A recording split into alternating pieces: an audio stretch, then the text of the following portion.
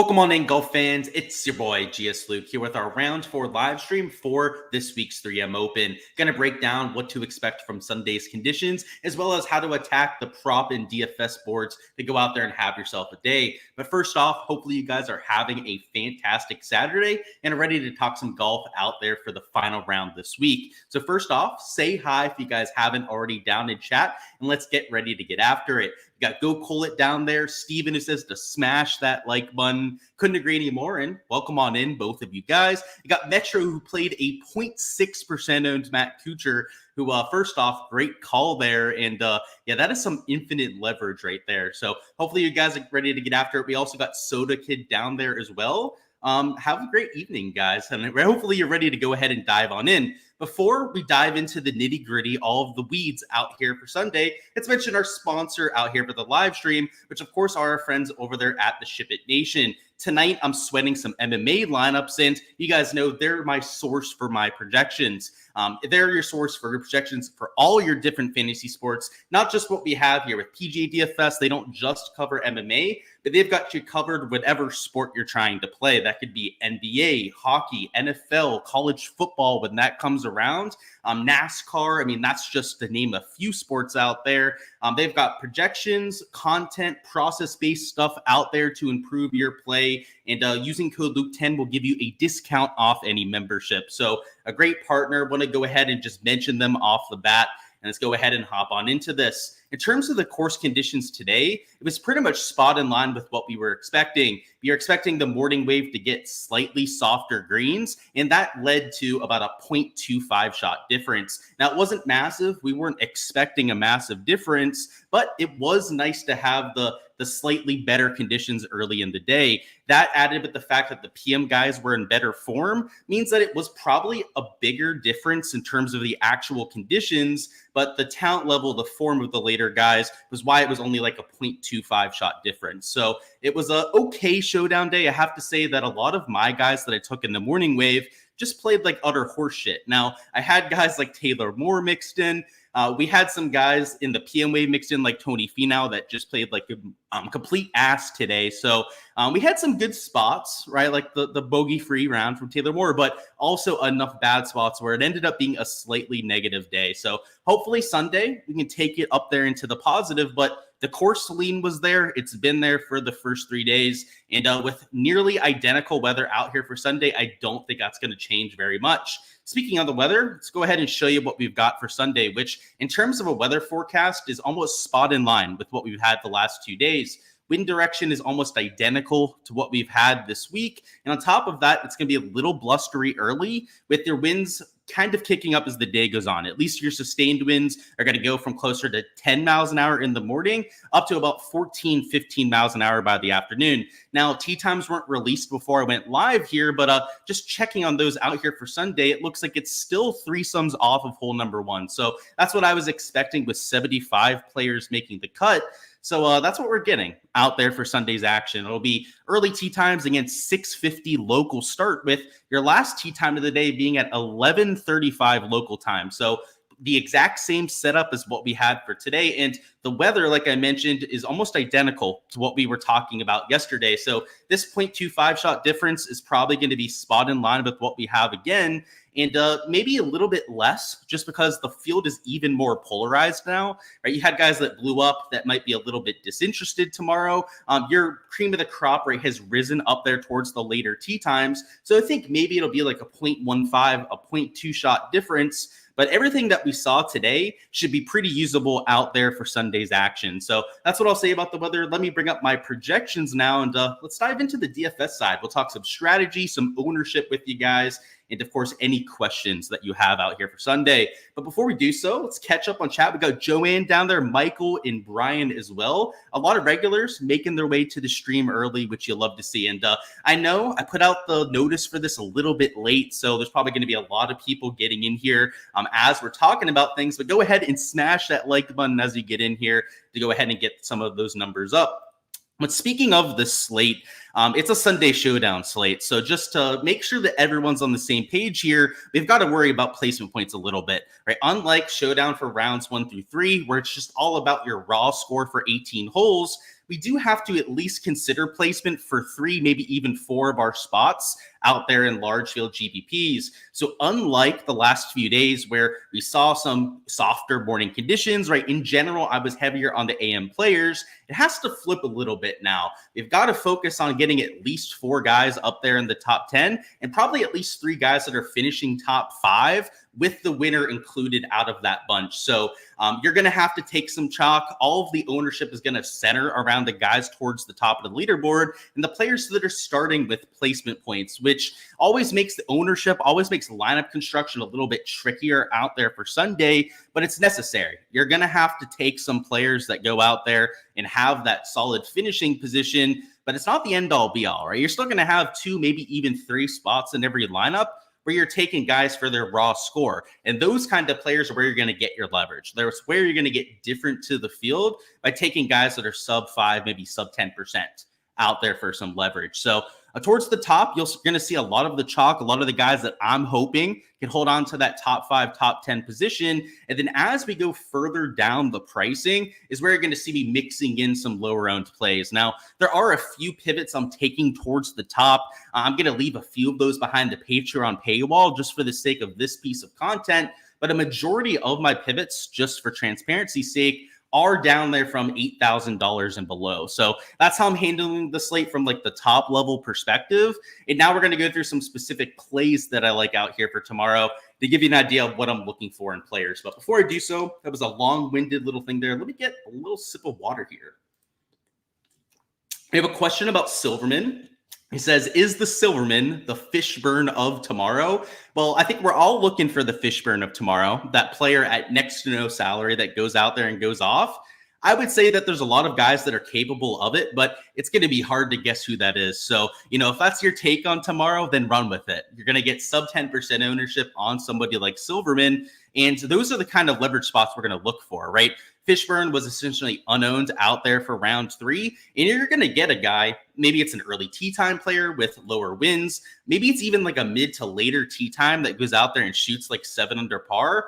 That's a slate cracking sort of performance. So I would say that Fishburne today, you might not have had to have him to take things down just because he was that low owned out there in GPPs. Like there weren't enough lineups and a lot of contests that had him, plus a solid 4 or 5 other players to make it competitive to where you had to have him, but it'd be sure nice to have, that's for sure. So hopefully for your sake that it is Silverman, but I would say there's a lot of guys you could say that about. You can't quit Akshay, chance at a backdoor top 10. -4 round, he really battled on his back 9. I would say he's definitely in play out there for Sunday. I don't know if he's my favorite option. He made a lot of birdies on the back half of his round. A lot of times it's hard to back that up out there the next day, but if you're a momentum believer, if you're somebody that likes to see that towards the end of the round, sometimes I'll use that as a reason to play somebody. So I just like a few other guys more than Akshay up top. I don't really tip my hand to whether I'm playing him or not. But yeah, I think there's a chance that he could backdoor top 10. He's in position. He shoots -5, -6 for sure. Probably gets him a top 10. But 3, 4 under is probably going to be just outside that, right? I'd imagine like a 3 under par round is probably like a T15, a T20 when it's all said and done. Do a little bit better than that, you might be able to get to the top 10. What's going on, Nick? Did you miss? I don't know what you're saying about that. You said shot the heel. Not sure what you're saying. So go ahead and let me know, Nick, and I'll get back to you. So let's get through this a little bit more. So talking about some of the guys that I like, Sahith Theegala towards the top end of the board. He's 42.3% owned. So obviously the ownership here is outrageous, but that's going to be the case with pretty much everyone up top. If you're looking for some sort of an ownership pivot, I do have Tony Finau a lot lower owned. Also guys like Taylor Pendrith, because he's $10,000, right? Way overpriced for the kind of player that he is. If you're looking to get cute, I would say Pendrith would be your number 1 option up top. And Tony Finau is also about sub 20% owned. So I would say that either option would give you some leverage up there, but they're a little bit more far-fetched when it comes to the placement points. You've got Sam Burns here, who's more accurately priced at $9,800. I'd rather have him than Taylor Pendrith out there in lineups, but you're going to see that reflected with the ownership. Sam Burns is much higher owned than Taylor Pendrith. So if you like some chalk and you really want to play some 7, 8K chalk, well, the way to do it is by starting with a Tony Finau, a Pendrith, or potentially even with an Akshay Bhatia down here at $9,600. If you're going to take that chalk down there in that 7 and 8K range, you're going to have to find a way to get different somewhere. And you're going to have one, maybe two other value options to do it with, but that's not going to be enough. You're going to need at least one other spend up or mid-tier option to go out there and offset some ownership. So especially for the large field GPPs, I think that's where these kind of players become especially handy. But in large field single entries, I think Sahith would make a lot of sense, right? Even at that ownership, because it's only one of your 6 players. You're going to have other spots to get that leverage and differentiation that you're looking for, and you don't have to accomplish that with all 6 spots in your lineup. I've also got Sam Burns at $9,800 being mixed in. I prefer him over Pendrith. I just think the price tag is more appropriate for somebody like a Sam Burns. And in terms of momentum, Burns has decent momentum, right? He cooled off a little bit out there in moving day, but Taylor Pendrith has it going the complete opposite direction. Guy blew up, looked like he wanted to bitch quit out there for his last 10 holes. And even if he is going to be like 10, 15% owned out there for Sunday, a $10,000 Pendrith should probably be like 5-6% owned out there for Sunday Showdown. So, I'll take the ownership on guys like a Thigala and Burns. I know it's not an ideal way to start off lineups, but they're the guys that I think are going to hold their own out there on Sunday. They're the ones that I have the most conviction behind. And when you're building lineups, it's great to get different differentiation. We can blab about that all we want. In reality, though, you've got to pick the guys that go out there and actually perform. Go out there and score. You're going to have to shoot probably 4 or 5 or under par, even if you're towards the top end of the board, to be an optimal play. And, you could say that a lot of these guys have the same sort of chance to do so, but after what I saw today, right, give me Burns over Pendrith. So it doesn't mean that you have to make that same kind of decision. I'm just giving you my thought process out there for Sunday. Doesn't mean that you have to tail it yourself, right? Obviously, make your own decisions. But I'm just giving you my take out there for what I'm doing tomorrow. Cam Davis at $9,300. I've got him about 25% owned. So another piece of chalk up here. And in fact, we're going to talk about Matt McNeely, Johnny Vegas down here too. All these guys are getting ownership because you're going to have to take stands, mix in 2, maybe 3 of these guys into lineups. And then down low, like I mentioned, 8K and below is where I'm trying to get a lot of that leverage. So you can see Svenny's another one of those conviction plays that I'm taking. But when we get down here to some of these guys like a Shipley, Lanto Griffin, a Cameron Champ, for example, they're all going to be like sub 5% owned. So I know it's going to look way chalky up here towards the top, but trust me, we're going to get to the pivots a little bit later. But Cam Davis, ball striking wise, tee to green wise, has been on point all week. And on top of that is a player that really you look for in I don't even know the word for it. I guess shootouts, right? Events like the Rocket Mortgage, Birdie Fest, for a lack of a better term for it. $9,300 Cam Davis has a lot of birdie or better upside. He's extremely aggressive. And if anyone's going to track down these leaders, is going to go after, these guys like McNeely, Johnny Vegas out there at -16, Kuchar right out there with that lead. It's somebody like Cam Davis who might even steal this for a win. I mean, just look at the Rocket Mortgage. Look at his recent wins out here in tour, recent top 3, top 5 finishes. A lot of them are backdoor Sunday nuclear performances. So I think there's a precedent for him going out there and having these strong finishes. And even though he had that kind of round today, he's not getting the kind of ownership that you'd expect. You have guys like McNeely that are $400 cheaper. I think people would prefer to take those placement points. You have the Johnny Vegases of the world down there in the 8K range. And then, of course, your true spend ups like Akshay, Burns, Pendrith, Thigala are, just $500 to $600, maybe $700 more expensive. So I think that he's kind of in a dead zone here. I think he makes sense as a second man in. And I'm more so looking for birdie upside. Like, it's great that these guys are starting in position, but what I really like about like these first 3 players in particular, you got Sahith, guy's a psycho, takes aim at every single pin. Sam Burns, one of the highest birdie percentage players on tour, can get nuclear hot. And you say the same thing about a Cam Davis here. Those are the kind of players I'm okay taking stands on Sunday. Like, you're still going to have to make all those birdies. It's not enough to be up there towards the top end of the board. This isn't a U.S. Open. This isn't going to be the last round of a major grinding out a +1 round to win. You're having to shoot, like I said, 5, maybe even 6 under par to make the optimal. So you can't slouch on who you're taking up top. I also like McNeely and Vegas. They're 2 conviction plays I'm mixing in here in the 8K range. Both ball striking wise have been doing it the first 3 days, right? They're not really luck sacking it, especially Johnny Vegas. His shots gain metrics have been beautiful over the first 3 rounds. And McNeely, I mean, today especially, his iron play was unbelievably precise. The guy was being aggressive out there. He was really trying to make a move up the leaderboard. And with how good his putter is, if he's hitting the ball like that again, I mean, book it. He's not going to miss the putts. I mean, he's maybe the best putter that we have out here on tour. And if there's anything that we can rely on round to round, it is ball striking, right? That's the most consistent part of a golfer's game. You can expect some turnover round to round, but oftentimes, stellar iron performance is something that you can maintain for one or two events at a time, right? Let alone round to round out there. So McNeely, a player that I'm keeping an eye on, and it's going to make a lot of sense, right? These are the kind of guys that you were probably considering as conviction plays anyways, but just wanted to give you my take on why I'm taking certain guys up top. And obviously, play your own guys, right? Have your own process for your guys up top, but maybe take a nugget or two from my process and use it out there for what you're doing out there tomorrow. Down here at $7,800, the last real chalky player we're going to talk about. I have to say, in terms of the chalk I'm playing, I believe I talked about all of it. In fact, in my player pool, just going through this right now, there's no other chalk that I'm taking.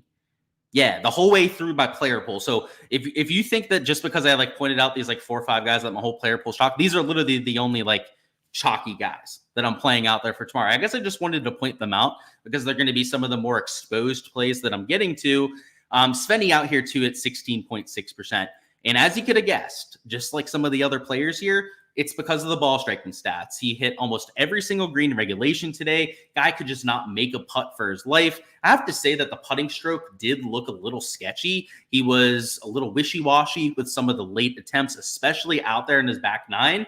But that's what we get to see when we have ESPN Plus, right? It's a lot of times it's unfair to hold that against players because there could have been plenty of other guys out there in the field that we didn't see on the coverage that were doing the same exact thing. And because we saw every shot out there from Svensson, at least if you were watching that feed, it's a lot easier to hold it against them. So I'm going to play them out there for tomorrow. Shots gained metrics, ball striking stats have been good enough out there for me. And if you're going to take somebody at over 10%, that's what I'm looking for in a player. It doesn't have to be what you're using as your metric. Maybe you're using round 4, average stats, right? Round 4 scoring stats. Maybe you're looking at round 4 regression. I mean, there's a lot of different things you could be looking at. You could be looking at shots gained putting, right? Trying to find guys to rebound there. You could be looking at course history guys. There are a lot of different ways, right? You can find your conviction plays. My favorite, and I think the one that's most sustainable, is looking at the shots gained metrics, right? Trying to find guys that in particular off the tee and on approach are popping, because those are the most consistent and most reliable stats day to day.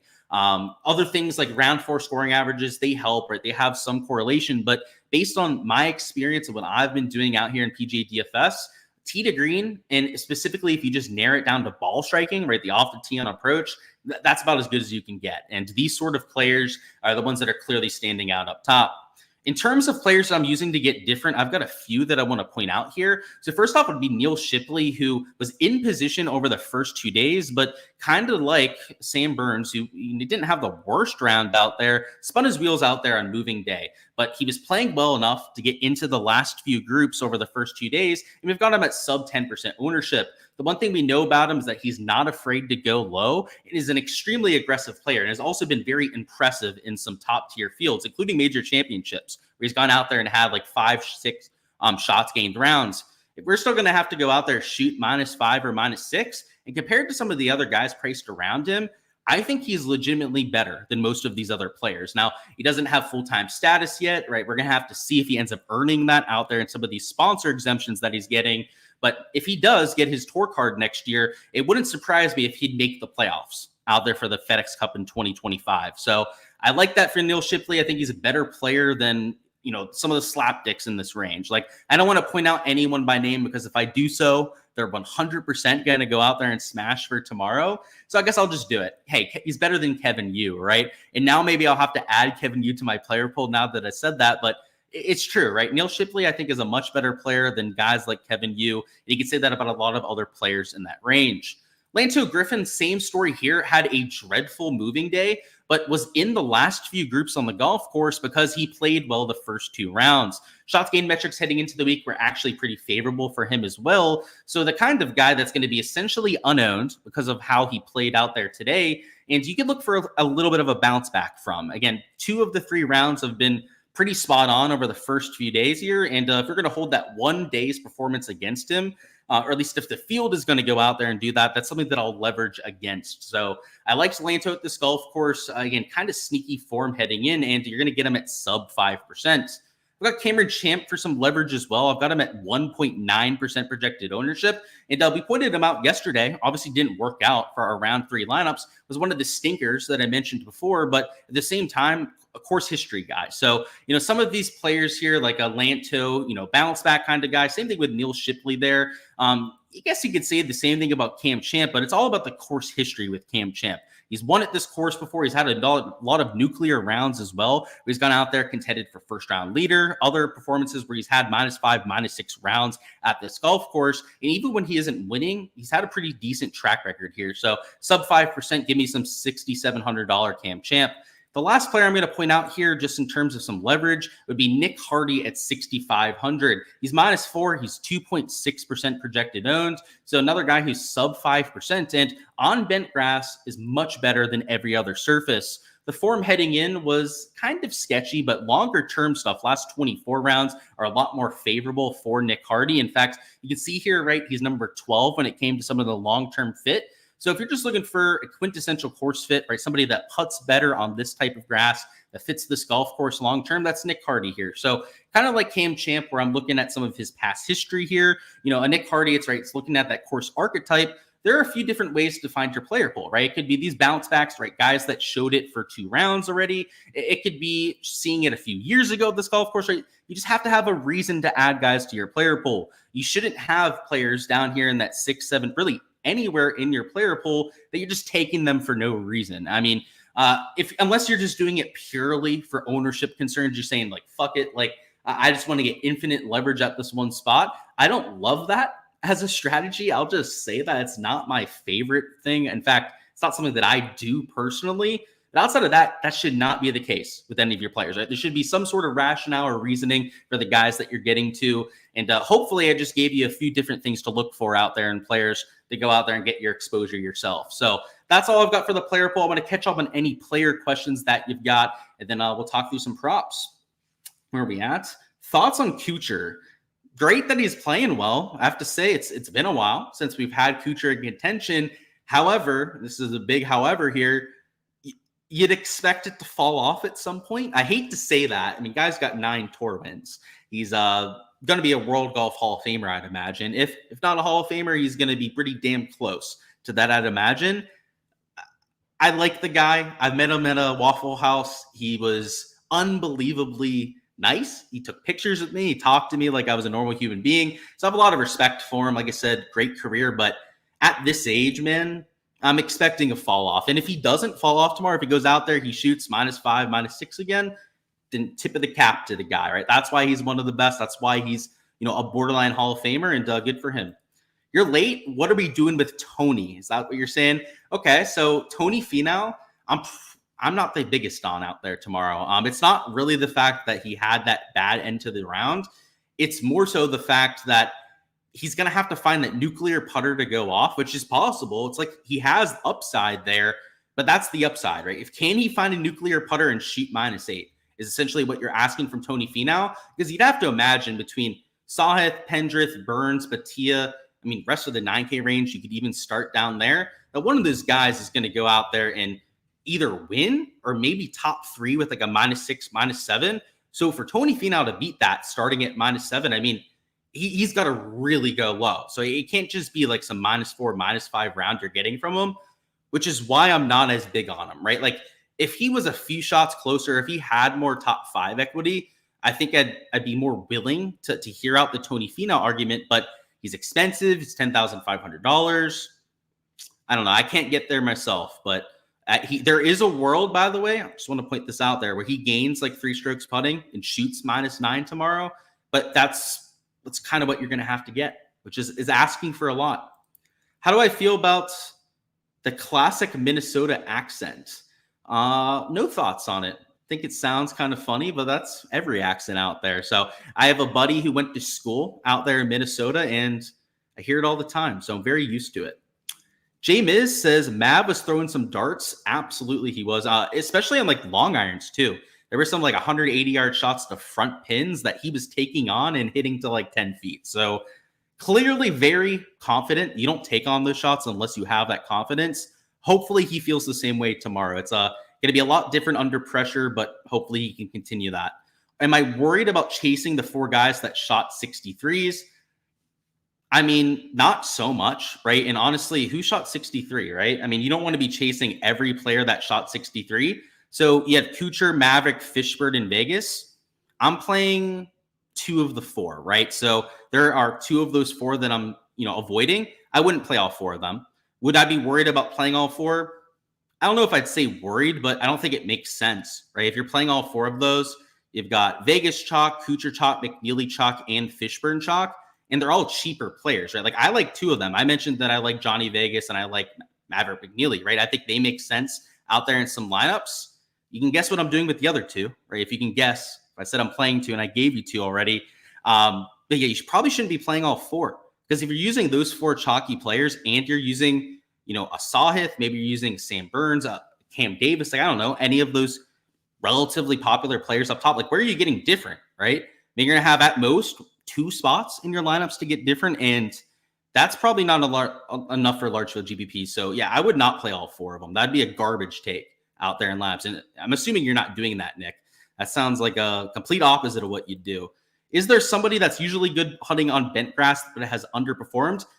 Yes, that would be Nick Hardy for you.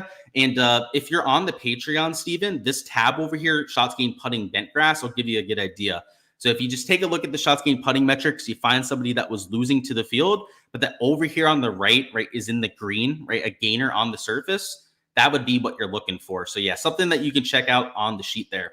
Who is going to boat race into the top 10? Ooh, if I knew that, dude, I'd probably be playing them in all my lineups. But I guess to give you a few ideas, I mean, the guys that are -3, -4, they're too far back to really say that they can do that. You're probably looking at somebody -7, -8. Agrio with his course history, right, would be a prime candidate for that. He's got 3 top 10 finishes over his last 4 starts here. So yeah, probably Agrio, maybe an Akshay Bhatia, right? Akshay there at $9,700. He's in prime position to do that same kind of thing. Akshay had a nice finish to his day. Yeah, absolutely. And sweet, yeah, we did get an underdog board, which is mad clutch. But before we talk about props, I do want to build a lineup together. So we're going to hop over to Draftkings and go through our lineup building process. If you guys haven't already smashed that like button, go ahead and do so. Go ahead and get those numbers up. I know, like I said, went live a little bit last second, but wanted to make sure to get out all this content for you guys. In terms of what you're doing out there with your Sunday Showdown lineups, it depends on the contest that you're entering. Your strategy for cash entries, your single entries, your GPP entries are all going to have a different thought process because your goal when going in and entering those kind of contests is different, right? Cash, you have a much different mindset than going out there and trying to beat 20,000 other people. So this is the big GPP, right? The big $25 GPP out there for Sunday. This kind of contest, you're trying to beat 10,000 other people, which isn't as crazy as some of like the main slate GPPs, but you still got to be extremely worried about duplicating yourself and definitely worried about leverage against 9,400 entries. So if you're entering the large field GPP, that doesn't mean that you have to start with like a Tony Finau or somebody like a Pendrith up top. But if you do, it does give you a lot more freedom with the rest of your lineup. So just for the sake of this, we're going to start with a few of the chalky guys that I mentioned, just to show you how you would navigate that out there with your build. So we're going to make this pretty chalky to start. We're going to take a Sahith at number 1. Our second spend up option, we're going to go down here and throw in a Cam Davis. So it's a double spend up, but it's not truly like a studs and duds kind of build by starting with a 10K and a 9K. And we're starting with about 60, maybe even 70% combined ownership here. So this is certainly one of the more popular starts that you're going to see out there for Sunday. But the point of this is to show you that it's not a death sentence, right? You can still build lineups out here for the large field GPP that make plenty of sense for that kind of contest. So we're going to go with our third man in here as a slightly lower owned option. Now we could probably take one more super chalky guy and get away with it, but I'm not going to push the envelope here. So while we probably could take Johnny Vegas and, like I said, make it 3 super chalky players, I'm going to start to be a little bit more reasonable about my ownership because I don't want to have to take mega pivot for 3 players, right? Like if I want to take a medium owned option like an Adam Svensson, for example, I want to be able to do so. So speaking of, I'm going to throw Svensson in there. He's like 16% owned himself. And the reason why we'll be able to afford to take him is we're going to get a little cute down here in this 8K range. So the guy that I have in mind here is potentially an Andrew Putnam. We could go with a Mac Meissner. I think that he would also make sense as essentially an unowned play down here in the 8K range. And at T32, he doesn't have a lot of top 10 upside, but you don't have to have top 10 upside for all 6 of your players, right? I mean, obviously, guys like Thigala, Davis, Svensson that are starting in that top 10, we're going to have to hold on to that top 5 positioning. But that's most of our placement points right there.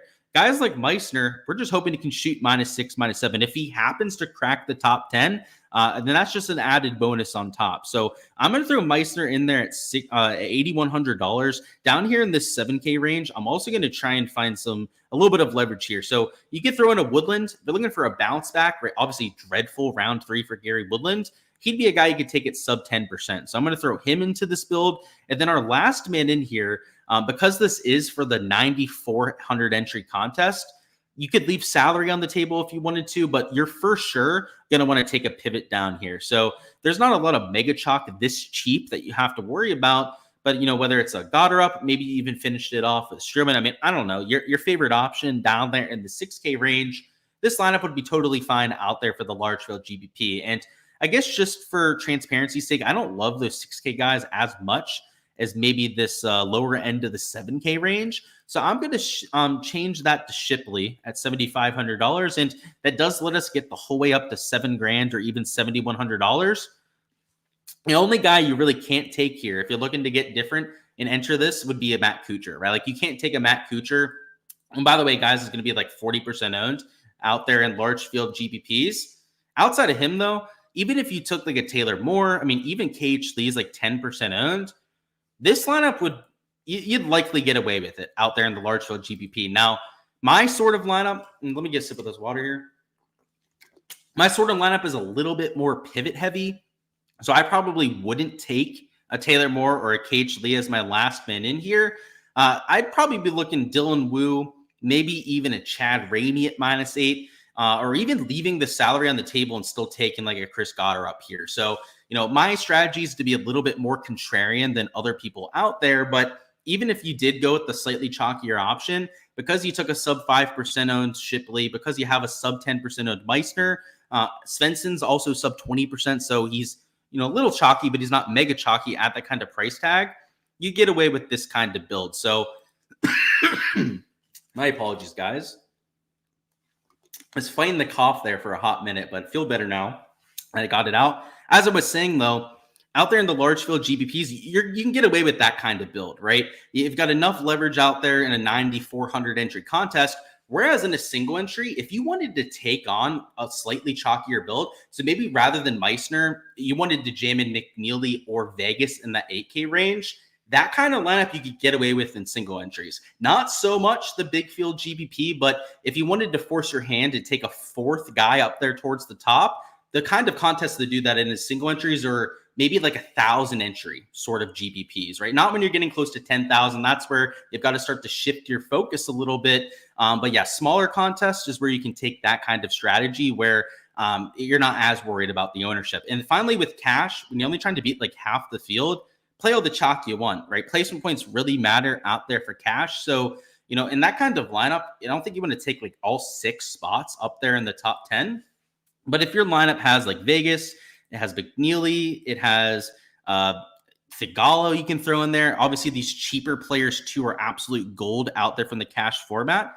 If you started with like this kind of core out there for a cash lineup, and then maybe it took one guy, he was slightly lower owned, so like maybe it was Smalley, or maybe you went down here and like took Ben Coles at $7,300. This kind of lineup is what you're looking for in cash. Like it's chalk pretty much across the board. I usually do 5 chalky pieces, 1 non-chalk out there for cash. That's just how I choose to play it. I kind of like having one spot to get different to the field, and I don't do anything crazy with that last spot.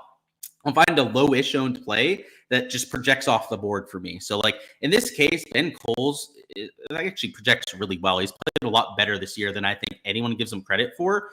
This kind of lineup is what I'd be looking for in cash. So again, it looks completely different than the other builds. It is much chalkier, but that's because it's cash and you're only trying to beat half the field. A large scale GBP, right? It's so top heavy with the prize structure that you're going for broke. You're going for first place. That's why you want to be a little bit more different than you are in single entries, where in the single entries, you're okay with the top 5, top 10, right? Top 10 in the big $100 single entry pays well. And you're okay with that. In fact, you're shooting for that top 5, top 10. It'd be nice to win. They're still pretty top heavy when it comes to the payout structure, but not nearly as bad as what you get in the large field GBP. So that's why your thought process changes a little bit depending on the contest, and hopefully it gives you an idea of how to attack your process. That's all I've got for DFS. Now we're going to shift our focus over here to props, where we'll talk it for PGA and over there for Live. So if you were just here for DFS, go ahead and smash that like button for me before you hopping out of here. And also, you can throw any last second questions you have down in chat. So just because we are going to shift our focus to props doesn't mean you can't throw those down in chat. Just go ahead and let me know. And like I said, I appreciate the support here. Smash that like button, and best of luck with all those contests out there for Sunday. Let's catch up on chat, and then afterwards, figure out what we're going to do for props. What's going on, Phil? Welcome on in. Hopefully you're having a fantastic Saturday. Nap withdrew because of an injury. So I don't know if the injury is legit, but had a really shitty round and withdrew with a shoulder injury. Thank you, JJ Spawn, for thank you for Spawn. You're saying we played him today and it worked out. Absolutely. Always like to be helpful. There were definitely a few stinkers, right? Like Tony Finau that weren't the best, but I'm glad they were able to take advantage of guys like a JJ Spawn. So good stuff out there, and hopefully you can keep it going. Thanks to you. You are in the top 20 heading into tomorrow. Yeah, best of luck out there, Ali. You said you have Mitchell and Stevens to pick it up. If those are your stinkers, you're probably dealing with the 6 of 6. You're in a pretty good spot. So best of luck out there to you, man. Let's talk through some prop stuff, though, which I don't even want to talk about today. It's not even like but holy shit, there were a lot of guys choking. Tony Finau is a good guess. I bet on him for props. Yeah, you saw what happened to him. Emiliano Grillo, if you look at his last 6 holes, shield your eyes. Him today. Who else? And I guess I got to vent about it. Oh, there were a few others. Just there were too many to count today. Guys at Pendrith, let's add him to the list. And there were others that I'm not 9.5. Like, okay, -2 around there, -2 through 3. Okay, feel pretty good about that. Shoots like +4 by the end of the round. Just like a lot of them were the guys in contention. A lot of them were guys that clearly were playing with nerves, and yeah, definitely a little bit tilting. So if you were on that exposure, obviously my apologies there, but the leans were there. The value was there. Almost everything we took up bumped for like a stroke and a half. So hopefully this time we don't have a lot of that bullshit happen, which I guess just to show you that scorecard for this Grillo one is probably the worst out of all of them. Guy was -3 through 9. He hit a topped ball on 12 into the water. This is where my mood of the day entirely shifted. I was like, oh, we're going to win a bunch of money today on props.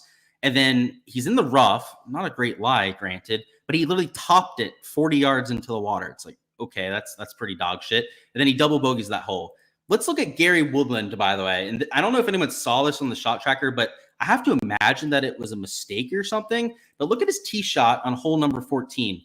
He hit his tee shot 72 yards. How do you do that? He didn't even hit it past 2 tee boxes off the tee over here. And obviously had to take a drop up here on the next tee box up and then hit it out. He was another guy I had, by the way, that was -2 through 10 and ended up +3 by the end of his round. So every single player, by the way, if you guys were tilting them out there for like Showdown, that went out there and finished like +5, I bet on for props. So it was probably my fault that they went out there and did so, because I jinxed the ever-living shit out of them. Now that I've got the complaining aside, I'm pretty much only going to be taking birdie props out here for Sunday. The lesson that I've learned from all of that carnage and people playing like complete fucking idiots is that you can't trust them down the stretch at this golf course, particularly if you're going to take somebody in contention. And I guess the lesson learned, and I'll pass on to everyone here, is if you're going to take anyone that's starting like -10 or better, just make it a birdie over prop, right? Like at least if they go out there, they do some damage, they're moving up the leaderboard, they're not going to walk backwards like that you saw so many people do today. So part of that's all the water out there. I mean, there's carnage at courses like that. And from the prop perspective, I guess for your own sanity, I would tell you just do not take unders on strokes. They're just asking for trouble. And maybe it's just a small sample size thing, but this golf course, I'm done fucking with at this point. So I think the birdie average, around 4, if you can find some guys at 4.5 to take for overs, not the worst idea out there for tomorrow. Fairway average, you can see 8.92. Your green average was like about 12.36. Those would be pretty comparable out there to Sunday, as the wind conditions look pretty much the same as what we had out there for today. So these averages probably going to be pretty accurate compared to Sunday. The one real difference, and I was calling for the fact that maybe they would move up hole 16 and make it drivable. They did not do that out there for round 3. And one of the announcers was saying it's probably because they're off in threesomes, which is the same case for Sunday. So if that was the problem with them not moving up the tee box, right, because it's in threesomes, they don't want to hold up play. Well, that's going to be the same issue out there for Sunday. So I'm hesitant to say that they're going to move it up. They've done it every year here, though. So it's literally the first time that they haven't moved it up for moving day. So we'll have to see what they do out there for Sunday. So that being said, let's bring up this PGA board. And we do have some live golf stuff as well. So you can see the live averages at the bottom there. You may have seen them on there before. Stroke average got a little bit better than round 1, played about 1.6 under. And you can see the birdie average was about 4.24 per round. So let me refresh this. We've got live stuff to take a look at after. And let's see, do we have anything on Prize Picks yet? No Prize Picks board, but we do have one over here on Underdog. And just taking a look at these projections, they look like they've adjusted them based on the easier scoring. And because I think conditions are going to be pretty comparable to today, I think a lot of that makes sense. Now, just as a first look, I loved Cam Davis under 69.5 today. And they have him at the same number out there for Sunday, which to me feels like a little bit of a mistake.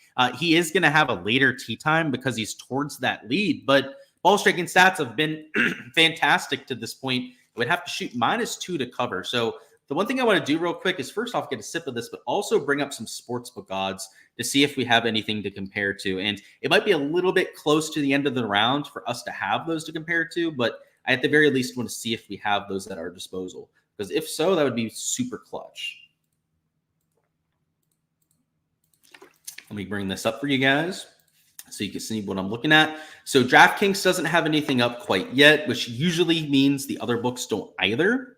Well, let's see. So Caesars has us covered. So Caesars has a few guys posted. They've got Tony Finau. He is juiced a little bit under 68.5. Who else do we have posted here? A Cam Davis is -145. I don't know if you saw that there. He was -145 towards the under at 69.5. So I don't hate that lane. Did they have Tony? They do have Tony up, but he is already bumped down to 68 strokes. Let's see who else we can potentially mix in. So I just mentioned the whole birdie thing. Oh, they have Cam Davis at 4 birdies. Oh, don't mind if I do. Who else do they have at 4 birdies? Now that I'm looking at this on here. So they have, and excuse me, my throat's killing me. Not sure why, but hopefully that water will help it.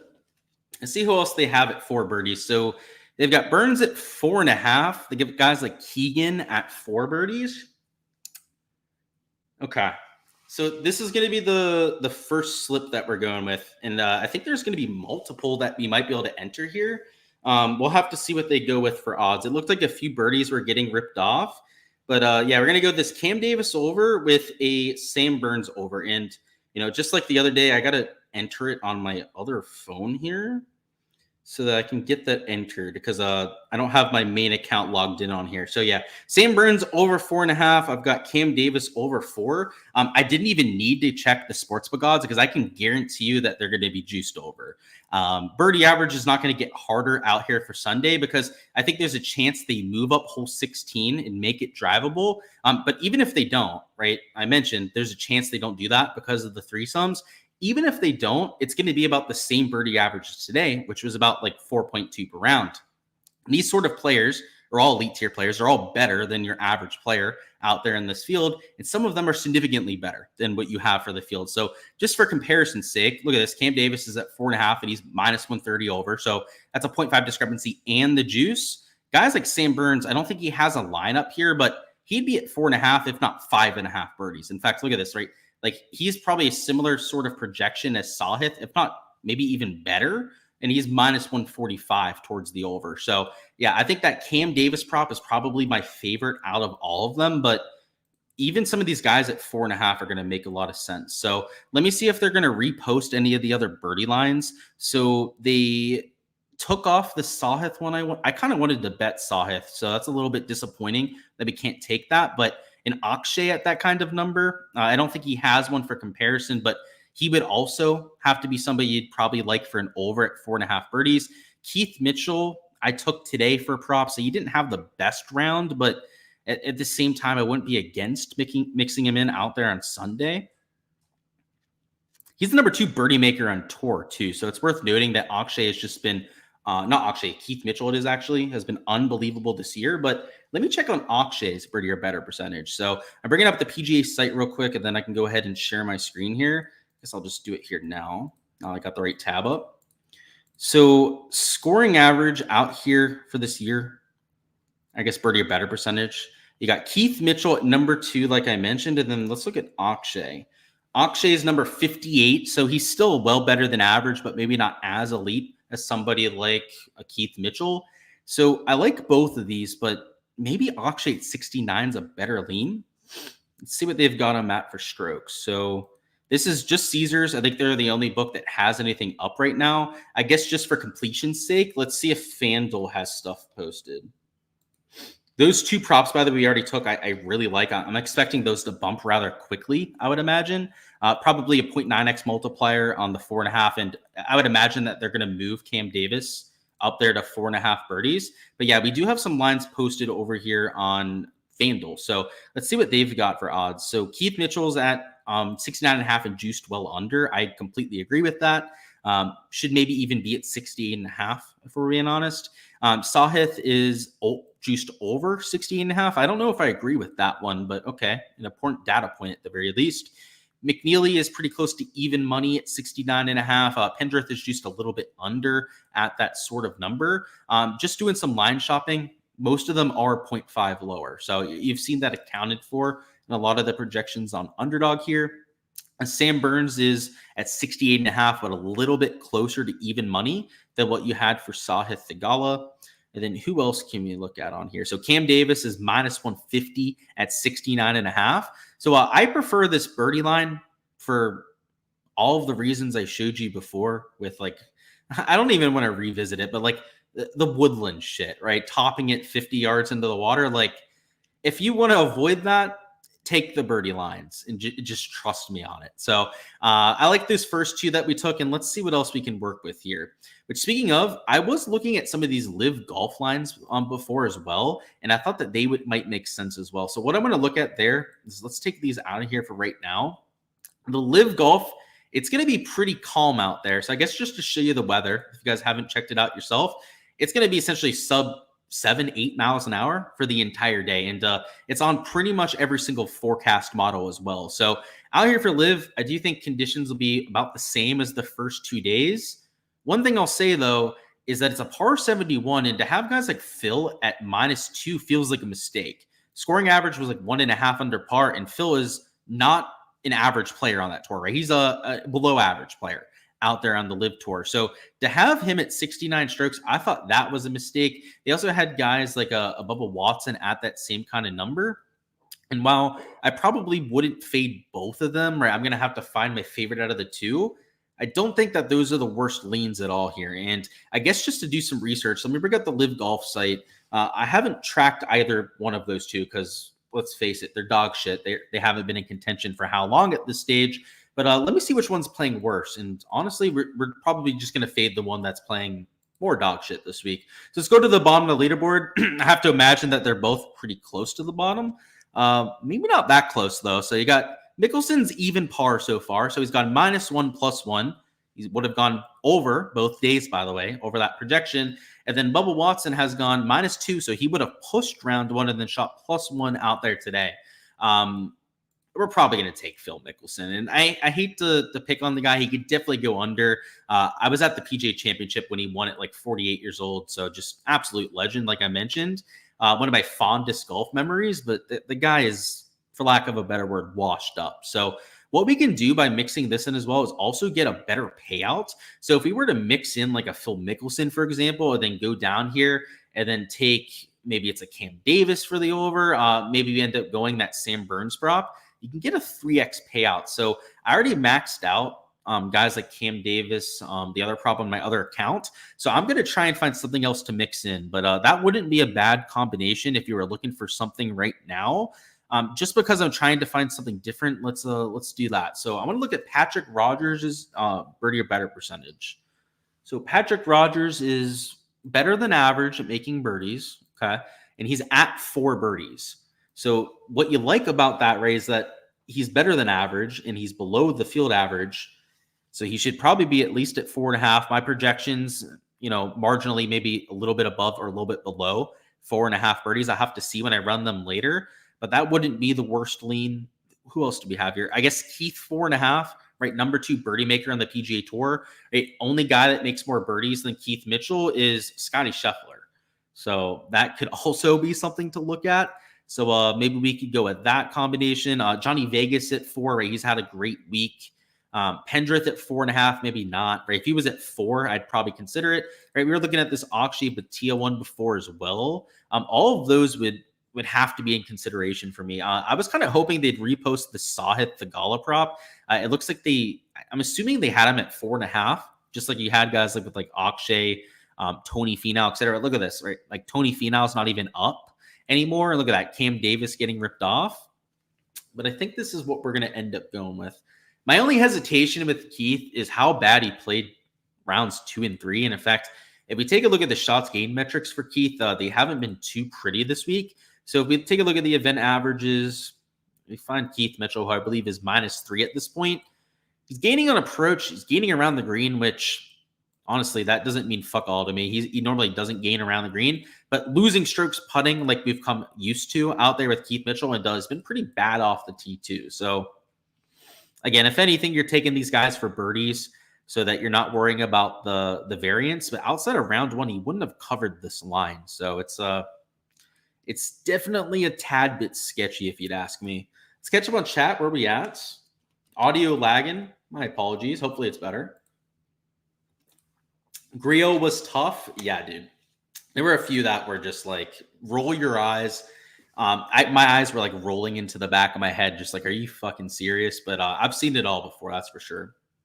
Thoughts on Vegas at 4 birdies? You'd be leaning over for sure, but I don't know if I would be out there like hammering him because he's one of these guys in contention. Now, I pretty much think anyone at 4 birdies you could take for an over here on the site, but like, that's a reason why I'm not touching Keegan, right? Like, his form has been a little bit sketchy. There's a reason why I'm probably not going to take Matt Kuchar, right? Over 4 birdies is they're not as strong as somebody like Cam Davis. Like, Cam Davis is just like heads and shoulders better than those other players. So that's why I preferred him. How do I subscribe to your website? Check it out in the link of this video or in the replay if you guys are watching this after the fact. But yeah, Kelly, down in the description of this video, we've got my Patreon page. So on there is we can get access to all of my projections. The DFS tier will give you access to the spreadsheet that has all my fantasy stuff on it. And then the golf tier, golf prop tier, I should say, will give you all of my prop stuff. So if you're like trying to tail my Underdog and Prize Picks plays, check out the prop tier. And then if you're a Draftkings player, you're doing Showdown stuff, check out the DFS tier. If you're doing both, then check out the golf combined tier. So just let me know if you have any questions and I'll help you out. So I'm considering these two right now. I'm kind of hoping we get a Prize Picks board because I want to do a little bit of comparison. We don't have birdie lines posted on FanDuel quite yet. That's usually something I like to look at as well. But just based on the pricing, based on what I'm expecting about a 4.25 birdie average, you'd have to think that Keith Mitchell would be a solid over. In fact, like you got guys like Keegan Bradley, right? He's even juiced over this -130 mark. So the one thing I'll say about Keegan is that he's actually hitting the ball pretty decently this week.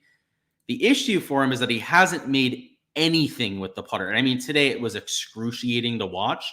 He ended up with 3 today, which ended up being a prop that didn't hit for me today. But he made no bogeys. And to this point of the week, he's gaining in all 4 stat categories. So he's not doing anything particularly wrong, but he's made, 7 birdies on the week total? Yeah, 2, and then 3 out there today. Oh, that's such a tough one because it's got the juice in our favor. He's historically a much better birdie maker than what we've seen this week. I mean, just to look at the stats from this year, which this has definitely been a down year for Keegan Bradley. Like, it's not been his best by any means, yet he's still top half of the field in birdie percentage. I guess he's due to make some birdies, is he not? Like, oh, I hate to say that, but it is true. He is due to make some birdies at this point. I'm going to play this. We're going to go Keegan with Phil. That's going to be the combination that I go with. The Phil Mickelson prop is obviously live golf, so you have to go to the golf tier to go out there. So the golf tab on Underdog to go out there and find that. But yeah, I think he's got a lot of push equity at -2 for Phil Mickelson, and with his form, just not the kind of guy that I think is going to play very consistent golf these days. So you've seen that with his shots gained. It's why he's been towards the bottom of a lot of these live golf boards. And yeah, so I did, Keegan over 4 birdies and mixed that in with Phil Mickelson. As you can see for the payouts, 3x because it's both sports mixed, which I think is a nice added little bonus that we can go with there. If we're going to find anything over here for the live golf side, by the way, it's worth pointing it out over here on Prize Picks as well. I don't love the board. Like, I guess same thing, right? Phil's at the same number. I guess you could fade him at that sort of number, but they bumped down the board. They had guys like Answer at 68.5 last night. I think conditions are going to be pretty much the exact same.